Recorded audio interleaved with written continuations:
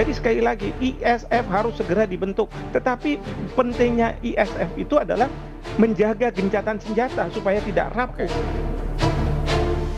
Kalau diminta pasukan penjaga perdamaian, pasukan peacekeeping, Indonesia siap.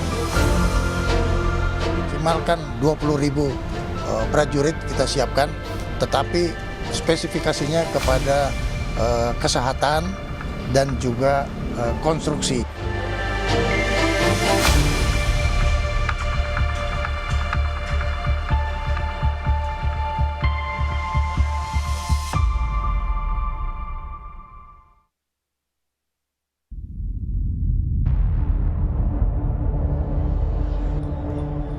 Dunia mencatat sebuah langkah bersejarah.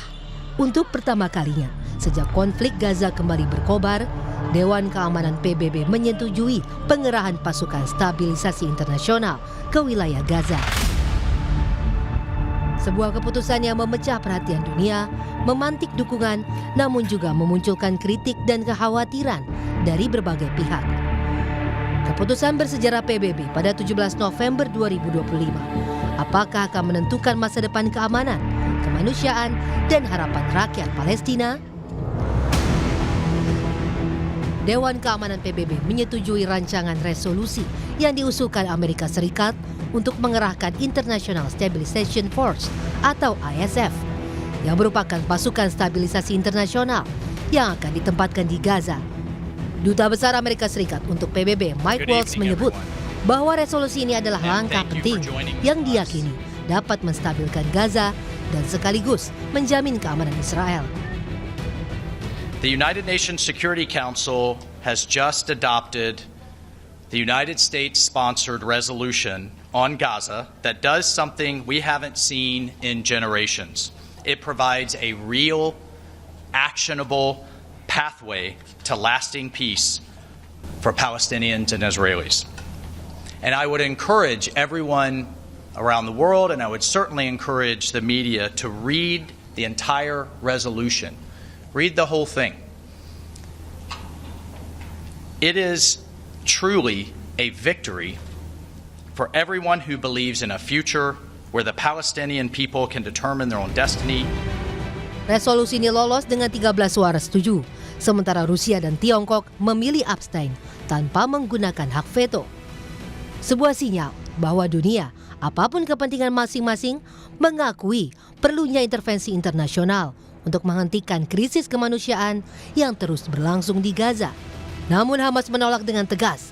Dalam pernyataannya pada 17 November, Hamas menilai bahwa pasukan internasional yang diberi tugas melucuti senjata kelompok perlawanan di Gaza dapat dianggap sebagai pihak yang terlibat konflik. Hamas menuntut agar pasukan internasional hanya ditempatkan di perbatasan, bukan di dalam Gaza, dan berada sepenuhnya di bawah pengawasan PBB. ما هو مطلوب هو قرار مجلس أمن يمنع استئناف الحرب على قطاع غزة ويدخل المساعدات إليه ويؤسس لمسار سياسي تفضي إلى قيام دولة فلسطينية مستقلة. Sama halnya dengan Hamas, salah seorang warga Palestina juga menolak jika Gaza harus dipimpin oleh orang asing. Karena kebijakan ini dianggap melanggar hak rakyat Palestina untuk menentukan nasib sendiri. ضد أي دولة عربية أو أجنبية أو أي دولة أوروبية تحكم قطاع غزة، لأنه هذا شأن فلسطيني، غزة والضفة جزء واحد لن يتجزأ. طالما في قوات دولية بتحكم غزة هذا مش مصالحنا. بس هذه القوات الدولية مين هي؟ إحنا مش عارفين مين هي، يمكن عصابات. يعني هل جت القوات الدولية حاليا حتمسك قطاع غزة؟ هل فعلا حتديروا لمصلحة لمصلحة الشعب الفلسطيني؟ طب هدول ممكن يكونوا ضرر علينا أو خطر علينا. Di dalam resolusi yang sama, PBB juga membentuk sebuah badan baru, Board of Peace atau Dewan Perdamaian, yang akan memerintah Gaza hingga akhir 2027. Dewan ini dipimpin langsung oleh Presiden Amerika Serikat Donald Trump, sebuah keputusan yang memunculkan perdebatan global tentang apakah langkah ini dapat mempercepat perdamaian atau justru mengundang dinamika politik baru, sehingga ada pula warga Palestina di Khan Yunis yang tidak sepenuhnya menentang. Mereka berharap namun waspada terhadap rencana pemerintahan Trump untuk mengamankan dan memerintah Gaza. القرار في الثنايا في حاجات إيجابية لنا وحاجات سلبية. الحاجات الإيجابية إنه إحنا ممكن نرتاح من الحرب ومن القصف ومن العدوان ومن الوضع الصعب اللي إحنا بنعيشه. الأشياء السلبية اللي إحنا بنواجهها كفلسطينيين من القوات الدولية، إحنا كمنظورنا وكشباب في الدول اللي راحت عليها اللي دخلتها القوات الدولية كانت ذو سمعة سيئة.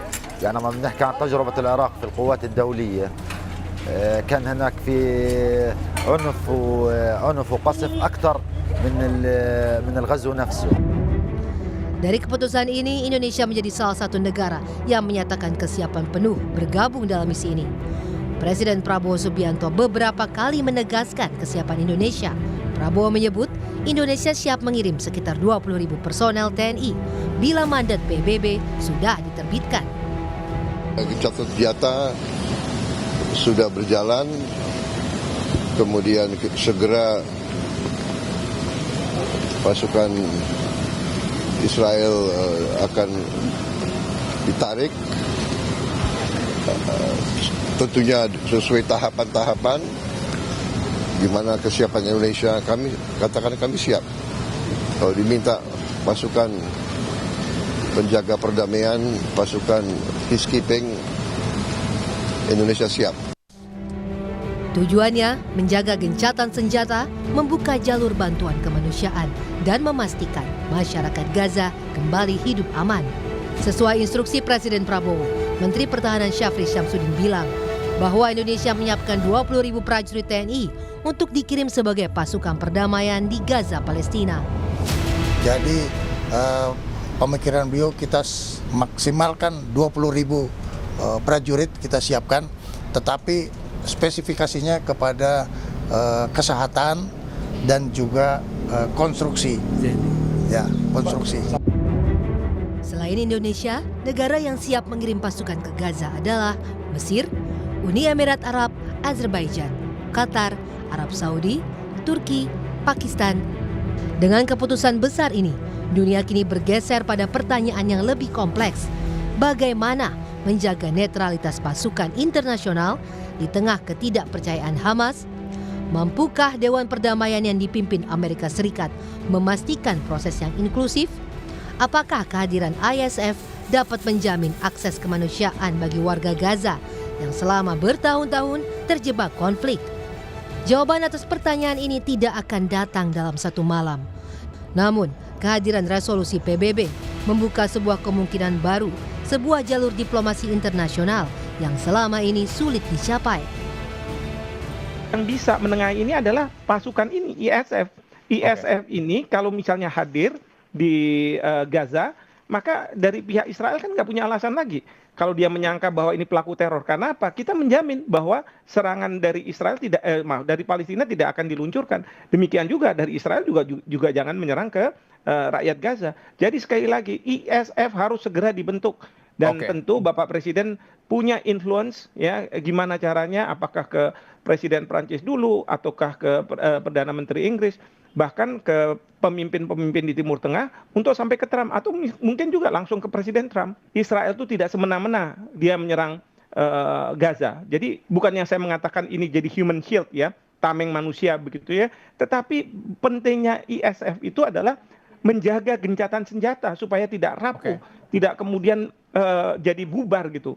Karena ini harus dijaga betul.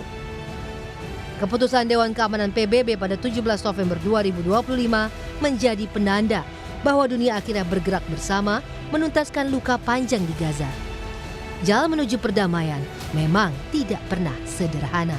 Tetapi setiap langkah, sekecil apapun, membawa harapan bagi jutaan warga Palestina yang merindukan hidup tanpa dentuman senjata. Tim Liputan Kompas TV.